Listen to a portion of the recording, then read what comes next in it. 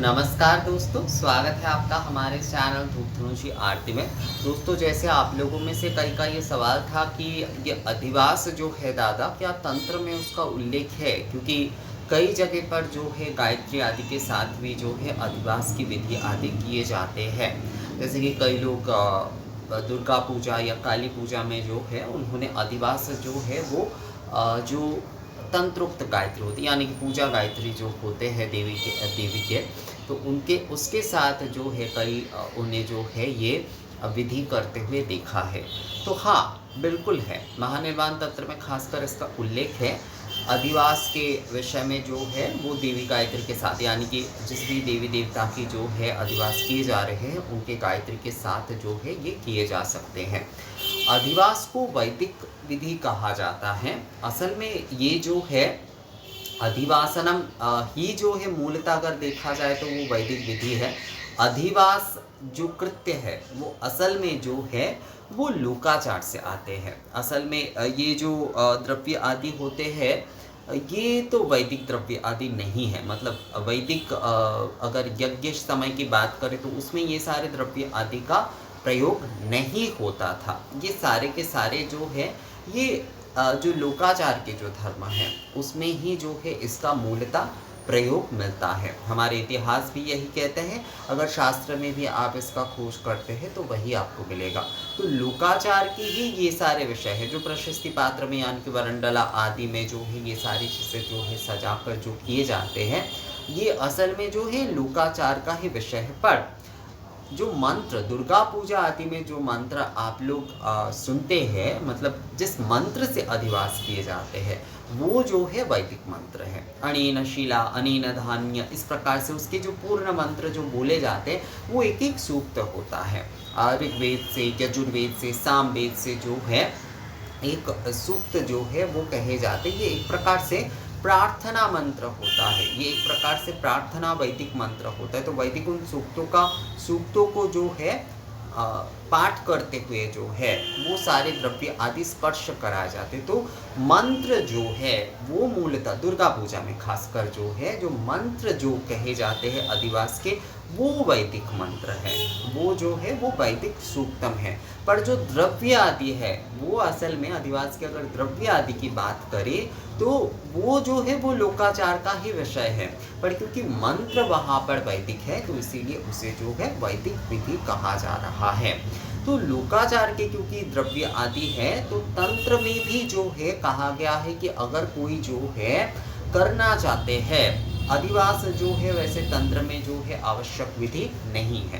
तंत्र में जो है अधिवास आदि को जो है आवश्यक विधि नहीं कहा गया है। पर अगर कोई करना चाहे तो वो उन्हें जो है देवी गायत्री के साथ ही जो है, यानी देवी गायत्री या देवता के जिनके भी पूजन हो रहे हैं उनके गायत्री के, मैं यहाँ पर क्योंकि देवी पूजा को विषय में ही जो है ये सवाल पूछे गए हैं तो इसीलिए मैं बता रहा हूँ कि देवी गायत्री के प्रयोग करते हुए ही जो है आप उन सारे द्रव्यों को जो है वो आप स्पर्श करा सकते। ये 20 द्रव्य होते हैं जो कि कहा गया है कि महीगंध शिला धान्य दुर्वा पुष्प फलं दधि घृत स्वस्तिक सिंदूरम शंख कज्जल रोचन सिद्धार्थ कांचन रौप्यं ताम्रं दीपंच दर्पणम। अर्थात मही, गंध, शिला, धान्य, दुर्वा, फूल, फल, दधि, घी, स्वस्तिक, सिंदूर, शंख, काजल, गोरचना, श्वेत सरसों, सोना, चांदी, तांबा, दीपक और दर्पण, इनमें से एक एक द्रव्य को लेकर इस प्रकार कथन करें कि गायत्री मंत्र यहाँ पर दिया गया है। अनेन द्रव्येन अमुष्य देवतस्य स्वादिवासनमस्तु। इस प्रकार से जो है अधिवास करने को कहा गया है तंत्र में जो है इस प्रकार से ये जो है कहा गया है कि प्रत्येक द्रव्य मादाय मायया ब्रह्म विद्या अनेन मुष्य अपदत शुभम अधिवासनम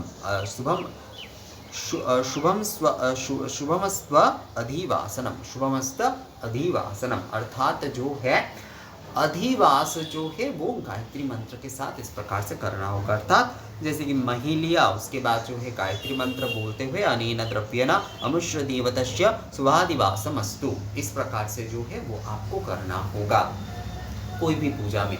बहुत सारे जगह पर, जैसे कि दुर्गा पूजा, जिन्होंने ये सवाल एक्चुअली किया है उन्होंने एक्चुअली ये देखा है शायद कि दुर्गा पूजा में जो वैदिक सूक्त आदि है उनके जगह पर जो है गायत्री पढ़ते हुए जो है ये अधिवास कृत्य किए जा रहे हैं, तो वो सही है या नहीं असल में? तो हाँ, सही है।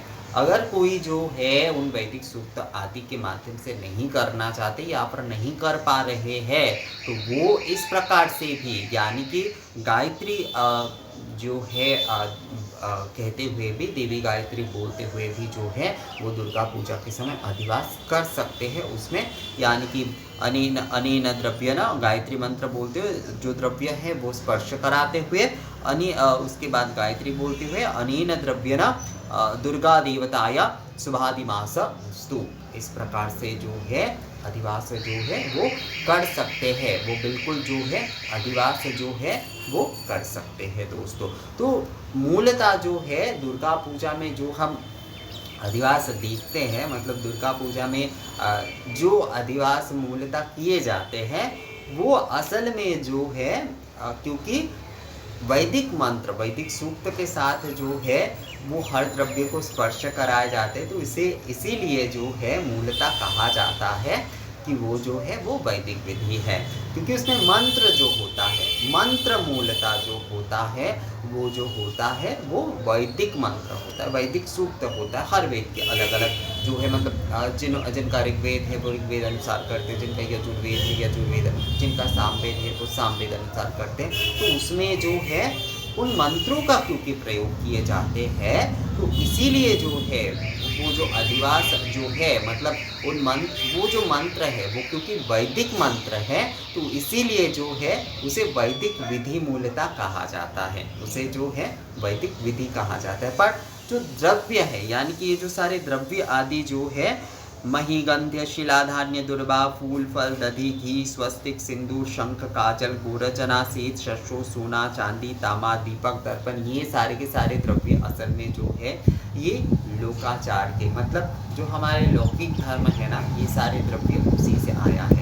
तो मंत्र के हिसाब से जो है ये कहा जाता है। जैसे दुर्गा पूजा में वैदिक सूक्त का पाठ करते हुए ये सारे स्पर्श कराए जाते हैं, तो इसीलिए जो है बेल वृक्ष में और देवी को जो है, तो इसीलिए उसे वैदिक विधि कहा जाता है, क्योंकि मंत्र उसमें वैदिक प्रयोग हो रहे हैं। पर तंत्र में भी कहा क्या है कि ये सारे, अगर कोई जो है, अगर कोई तंत्र मत से भी अगर जो है वो कर रहे हैं, मतलब तंत्र अनुसार, आगम अनुसार अगर कोई करना चाहते हैं, तो वो जो है इन सारे द्रव्यों को, ये जो भी सारे हमारे द्रव्य आदि है, देखिए ये सारे द्रव्य जो है ये लौकिक धर्म से आए हैं, हमारे जो लोक धर्म है उसी से आए हैं। हमारे ये जो सिंदूर आदि, ये सारे, इनका वैदिक आदि से कोई संबंध नहीं है, ये मूलतः जो है लौकिक धर्म से आए हैं। इसलिए तंत्र में विशेषकर जो है लौकिक आदि विषयों को बहुत ज़्यादा मान्यता दिए गए हैं, वहाँ पर जो है लोकाचार देशाचार को बहुत मान्यता दिए गए हैं।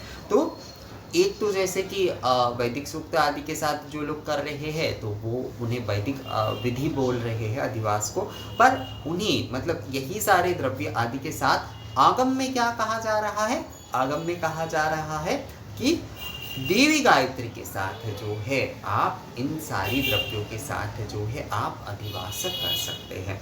तो दुर्गा पूजा के समय अगर आप जो है अधिवास करना चाहते हैं, अगर आप अधिवास करना चाहते पर आप वो सारे सूक्त आदि नहीं बोल पा रहे, बहुत सारे विशेषकर जो है जो अब्राह्मण होते हैं, कई समय उनके मन में ये एक झिझक होता है कि वो सारे मंत्र हम बोलकर जो है क्या हम कर पाएंगे या नहीं, तो वो अगर जो है अधिवास करना चाहते हैं तो आगम अनुसार बिल्कुल जो है इसी प्रकार से वो कर सकते हैं।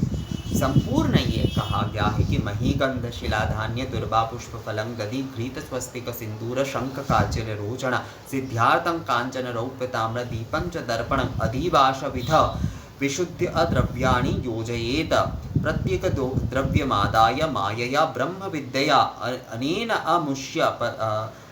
मुष्य पदत शुभमस्त अधिवासनम, अर्थात जो है अधिवास अगर जो है आप देवी गायत्री के साथ करते हैं तो भी जो है वो अधिवास संपूर्ण था। ये सारे द्रव्य मतलब एक तो वैदिक सूक्त पाठ करते हुए जो है वो भी एक जो है अधिवास हो रहा है, और यही सारे द्रव्य लेकर जो है अगर आप आगमुक्त विधि से पूर्णता करना चाहते हैं तो उसमें भी जो है हर द्रव्य को आप लीजिए, यानी कि अनेन देवी गायत्री पहले उस द्रव्य को लीजिए, उसके बाद जैसे कि मान लीजिए गंध, तो गंध में सबसे पहले देवी गायत्री हम जैसे कि कहेंगे कि कात्यायनाय विद्महे कन्याकुमारी धीमहि तन्नो दुर्गे प्रचोदयात्। उसके बाद अनेन गंध्य दुर्गा देवताया शुभाधिवासमस्तु। इस प्रकार से जो है आप जो है बिल्कुल जो है आप